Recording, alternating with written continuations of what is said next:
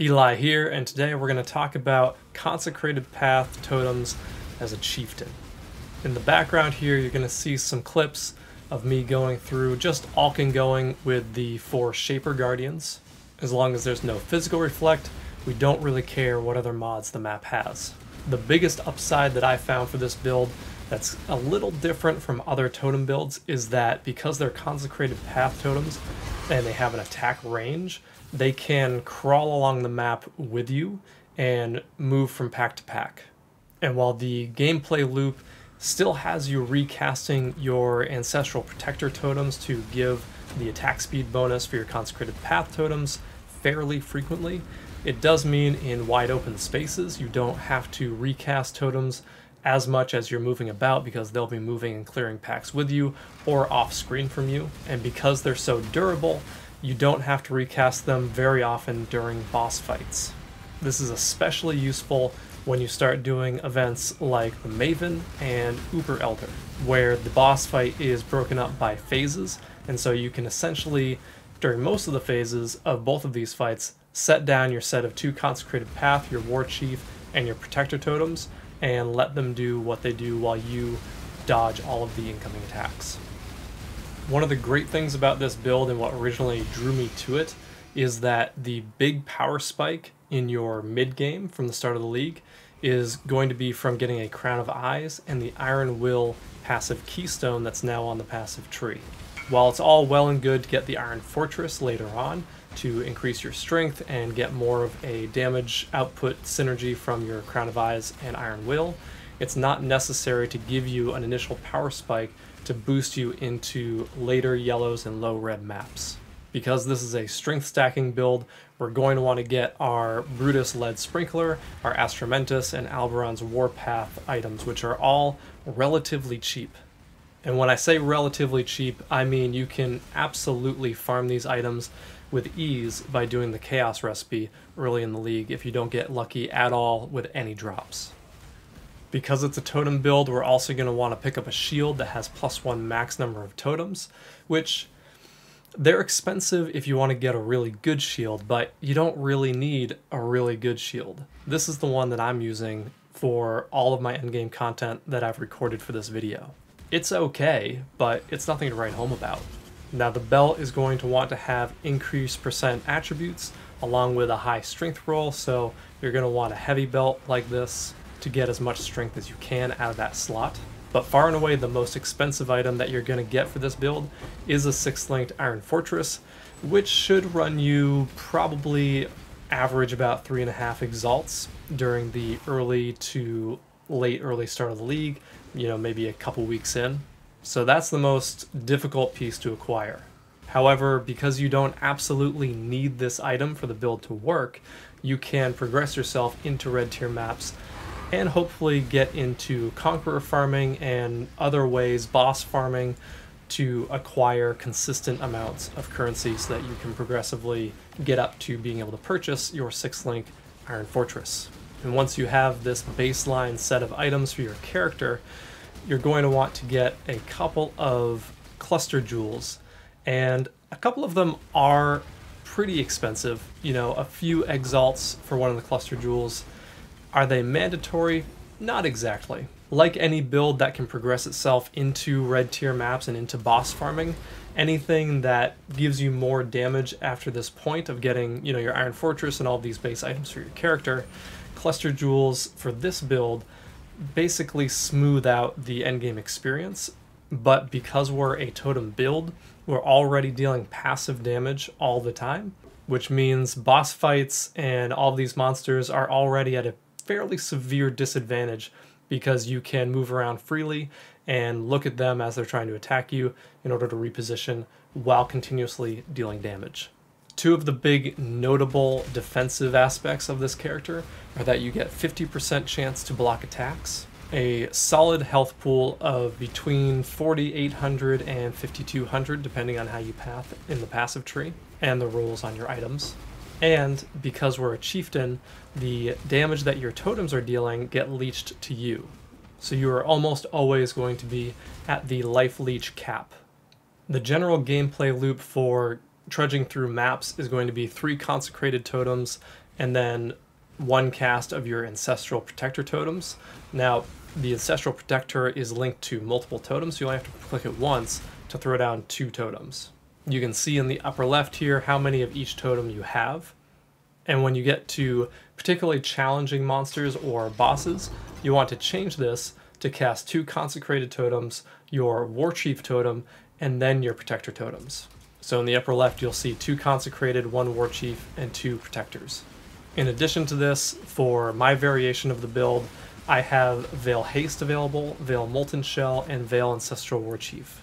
I've seen some versions of this build not run with Veil Haste, but I find it to be too much of a power spike for when I really need it to look away. And because we are an Astramentus wearing build, it's easy enough to get the dexterity required for it. And finally, for the big bosses, remember that we have Assassin's Mark, which drastically increases our crit chance and crit damage that we deal. This is a huge amount of added damage, so don't forget to cast that when you're working on those tough single targets. Now, a quick look at the DPS from Path of Building. Enemies are ignited. We have a very high crit chance, as you can see, 81%. And enemies are covered in ash because we have this talent from the Chieftain. So anytime our totems hit an enemy that's unique or rare, they'll get covered in ash, taking 20% more fire damage taken. So that's good. So we can confidently have that checked on. We have Cirrus turned on here. And that's all we need to see our total DPS. So from Consecrated Path totems themselves, we have 3.8 million. Now, if we have in our skills section, we have, including in our full DPS, here, let's take off our Leap Slam here. That's not correct.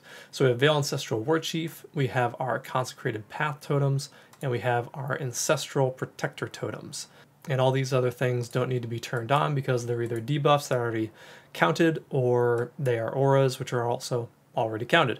So if we have everything down on a target, our 2-1-2 setup of 2 Consecrated Path totems, our War Chief totem, and Protector totems all hitting a target, we're going to sit at about 6.2 million DPS for a target like Cirrus. That's pretty good. That's not bad. It feels good going through, as you saw in the clips earlier against the Shaper Guardians and Uber Elder. The damage output is pretty solid. There's not a lot of time that these bosses have before you either phase them or kill them. Couple that with our defensive values. As you can see here, our effective hit pool for physical is 47,000, 46 to 47 for our elements, and then 8,200 for chaos. Obviously, chaos is a bit of a struggle. We don't have a lot of chaos resistance. At least I didn't prioritize that in my itemization because the build just kind of takes care of everything so quickly that any kind of chaos damage that's coming in usually takes the form of a projectile, which can be dodged. So I just haven't worried too much about it. Along with the 50% block chance, as you can see here, it's just not a huge priority for this build. Now, one of the big things I want to point out with the cluster jewels, the really expensive cluster jewel is this one right here with the Ancestral Guidance and Sleepless Sentries. This means your totems can't be super slowed below base value, and you get Onslaught if you've summoned a totem recently. These are both really important. And beyond that, what I want to show you is this keystone right here, or this notable right here, Veteran Defender, is actually really important because it helps us get around our lack of resistances that the build naturally has. So that's a bit of a struggle for this build because it travels, as you can see, all around the tree and goes up here to Iron Will. So it moves around a lot and it uses a lot of passive points. So getting elemental resistances while also prioritizing a lot of strength rolls on our gear makes it difficult to get capped resistances. So these notables, the Veteran Defender, are really important to have. You can take a look at the cluster jewels in this POB linked below. The large cluster jewels aren't terribly expensive. You'll also want to pick up a few jewels that are like this with attack speed and critical strike multiplier. Fortunately for this build, the critical strike multiplier suffixes and prefixes for these jewels are pretty wide ranged because we have one hit and melee weapons. They are elemental skills. Let's take a look at another one here. Fire skills, and our attack speed works with all of those as well as maces and of course the generic damage increase jewels. So there's a lot of mods that we really can use, especially if you're early in the league and you're just trying to get something to fill a slot. It won't be terribly expensive to find someone selling probably at least 2 mods with critical strike multiplier, which we really want, along with some other mods that we actually do want to use, like increased attack speed with maces or scepters, things like this that aren't terribly universally sought after. So the jewels themselves are typically pretty cheap. A couple other things on the passive tree that I want to point out that I think are noteworthy. We do want to get Unwavering Stance. This is really powerful because getting stunned is essentially a death sentence in this game. So being able to have Unwavering Stance with no real downside is usually a good idea, especially when it's right along the path like it is here. Additionally, I take the Eagle Eye cluster to get my hit chance to 100%. I found this was the cheapest way overall to get 99 to 100% hit chance. Also, because we're strength stacking, we do want to get the utmost might and get our 5% increased attributes from the attribute mastery. And don't forget to go up here to get Iron Will once you get your Crown of Eyes, because that is a massive damage increase. As you can see here, if we uncheck this, that drops us down 1.8 million DPS. This is a massive DPS increase because of the interaction. So to make it clear, in case you're not sure about what's going on here, with Crown of Eyes, increases and reductions to spell damage apply to attacks at 150% of the values. So whatever that is, it's multiplied by 1.5. And because Iron Will makes strength damage bonus applies to spell damage as well, you can see this interaction where you are sending your strength's increase for melee attack damage into spell damage, and then Crown of Eyes is taking that increase to spell damage and converting it back into attack damage. And the reason why we get the Iron Fortress then not only is because we get a lot of increased strength up to 120 and our block chance, it also gives us a strength damage bonus from 2% per 10 strength to 3%. So it's a 50% increase on our strength boost to physical damage, which then gets reconverted back from spell damage into attack damage. To end this video, I'm going to show you a run through of Uber Elder and Maven so that you get an idea of how the build plays and what it looks like against endgame content. And if you've made it this far into the video and you haven't liked and subscribed, go ahead and do that now, because more content is coming your way. Enjoy the rest of the video. This is Eli signing off.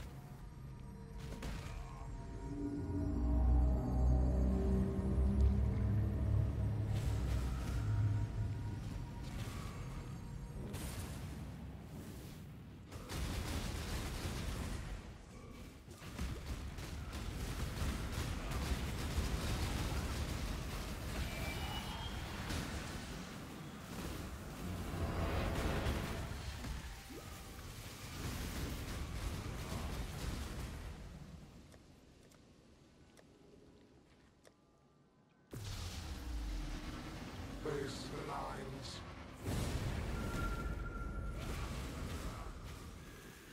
Behold my connection.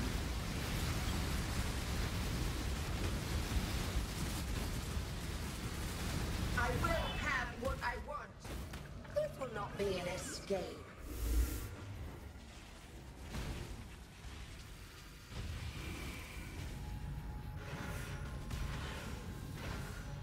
I cannot do this yet.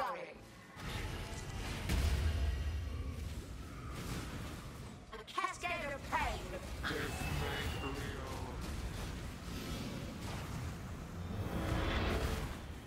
Stand still.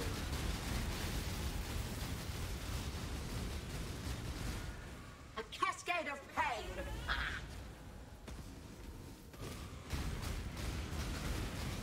Why?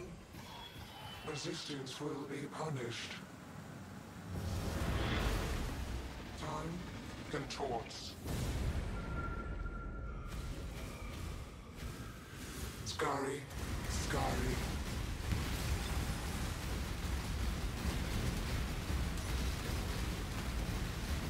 My irritation is growing.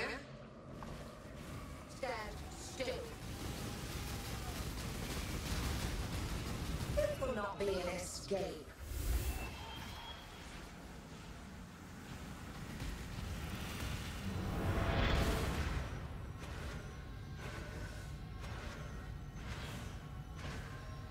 Scurry!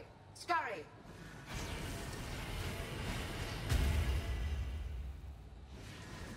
A cascade of pain!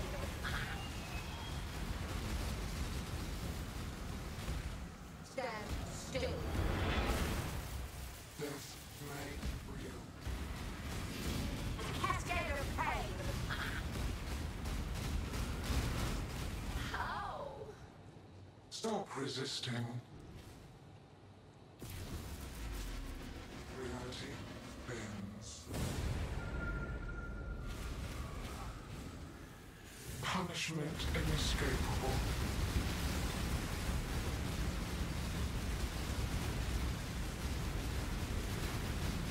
Arrogant toy!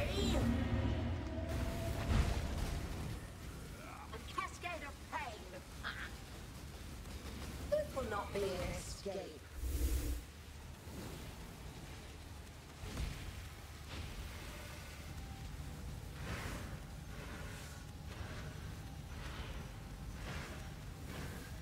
Scurry, scurry!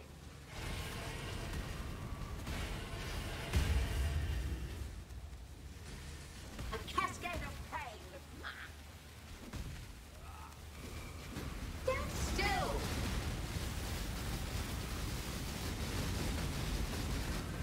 Take this! A cascade of pain!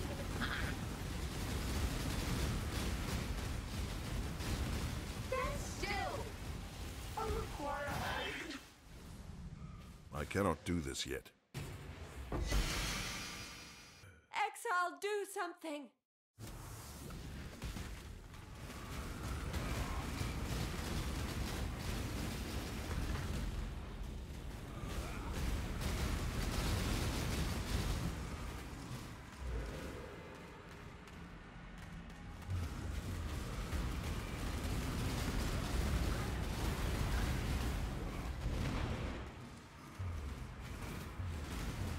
My mana is gone.